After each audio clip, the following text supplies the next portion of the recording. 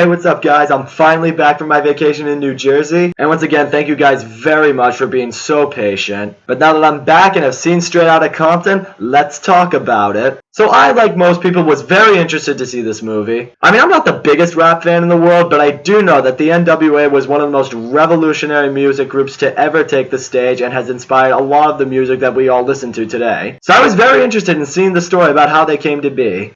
So the story starts out with one of the members, Eazy-E. He goes to this house to make a drug deal, but things don't really go his way when guns are immediately pulled out at him and people are now threatening his life.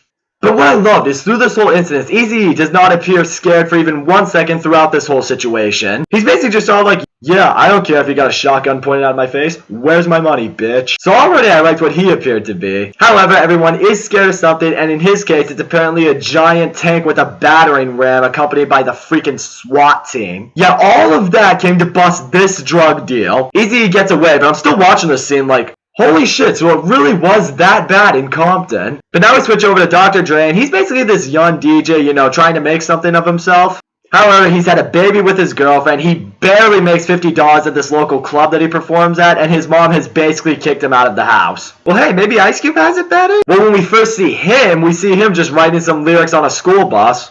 However, some of his classmates decide to start chirping a car that's like driving next to them. But what they don't realize is these guys are actually gang members. And these guys eventually board the bus, whip out a gun, and are now threatening to kill the kid that was harassing them. Yep, that's right, the bus driver just let these potentially very dangerous people onto the school bus that's filled with young kids. He probably got fired. I mean, how could he not from that? And a lot of the beginning of this movie consists of showing these guys getting harassed hardcore by the LAPD. And whether it's because of how they talk, look, or dress, immediately the police just suspect that anyone who looks like that is just automatically a gang member. And I like that the movie obviously touched on that, because it only shows what was so injustice and wrong about Compton during that time, and it only makes you want to root for these guys just that much more than you already did. So eventually these three friends, along with a couple other guys, they all get together to officially form the group NWA. They eventually record their first single, which becomes a massive hit, which only leads to them hiring Paul Giamatti to be their manager and them getting signed by Priority Records. They even started touring, they're doing a lot of shows, getting a lot of fans, and it even gets to the point where Dr. Dre feels he could bring his little brother onto tour with them so he can experience what this is like. So now things finally seem to be looking up for these guys, right? Until the second they step outside one day, they get further harassed by the cops.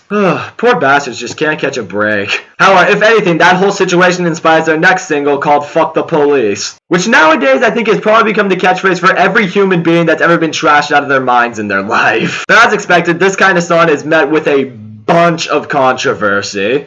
The group is even threatened by the FBI to not use the song. However, they don't really take it so much as a threat. They take it as just free publicity, so now they just feel they should just continue to roll with the song. Won't exactly get the police off their backs, but it will extend their fan base, that's for sure. The song certainly does do that, and even at one of their next shows, the group decides to play the song anyway after the Detroit police specifically warned them and told them not to do that. And yeah, they get their asses arrested like we all expected, but I still loved that scene. Because it harkens back to exactly what the NWA stands up for and ultimately what the message in this movie is, and that's freedom.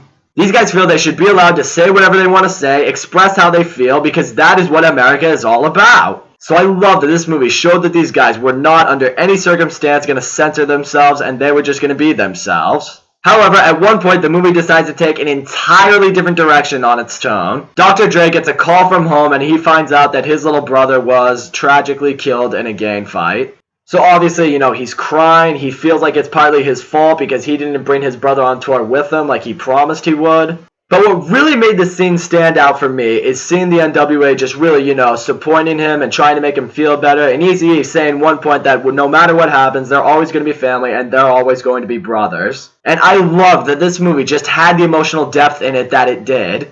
It's stuff like this that makes us feel so much more connected to these guys. However, it's not exactly one big happy family like Eazy-E described it to be. Ice Cube has gotten really frustrated to the fact that Eazy-E has gotten his contract before everyone else and has basically been getting a lot of special treatment from Paul Giamatti. And when Ice Cube does finally get his contract, Paul Giamatti refuses to allow him to look it over with a lawyer. And with that, Ice Cube officially leaves the group to go start his own solo career in music. And once he does go solo, he is met with immediate success. He's writing some great hits, he's producing solid albums, and it really seems like he's just making an awesome career for himself. So naturally, Eazy-E is getting just a little jelly over that. This causes the NWA to release a song calling out Ice Cube, who then retaliates and releases a song of him calling out the NWA. So Dr. Dre, like the rest of us, he's not really liking the fact that Eazy appears to be completely brainwashed by Paul Giamatti. So now Dr. Dre decides it's best for him to go elsewhere with his career as well. He eventually joins up with Suge Knight, which eventually leads to him doing collaboration with other big rap names like Snoop Dogg and even Tupac.